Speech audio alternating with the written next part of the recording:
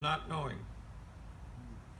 The mouth of the day, the father of waters, the forgotten names, the calls of seldom seen birds, the many voices of fire, the glance of an angel.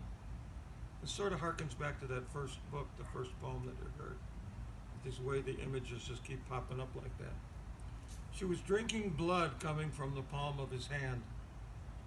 His horse was white and had a white saddle that appeared to be quilted with evenly spaced gold buttons on it the size of quarters.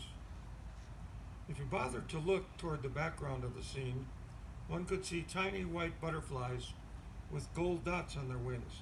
They looked like the horse's saddle was coming to life. I could not help but notice, that she had a net bag full of ravens. There were a lot of them. They jostled against one another, but made not a sound. This was held by a boy wearing blue clothing that looked as if the Limoges brothers had designed it. The Limoges brothers did the illustrated books of the hours in the Renaissance. So if you look at those illustrated manuscripts, you'll see the Limoges brothers did the best book of the hours that you could encounter. I fell in love with the shape of his mouth and always hoped he would have a speaking part. He never did. His movements were furtive and full of little hand gestures that seemed to quiet the birds wriggling.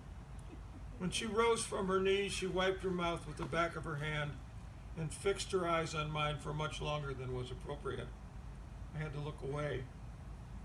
I began immediately to conjure a rapidly moving river, full of many rapids and dangerous eddies. I was on a light boat with a young man dressed in brown who obviously knew how to handle the oars. "Help me!" he shouted without any panic. "We have things to do." I could not look back. My clothing was quickly wet. I do not have any idea why blood was coming from the hand of the man from which the lady drank as if it were a spring.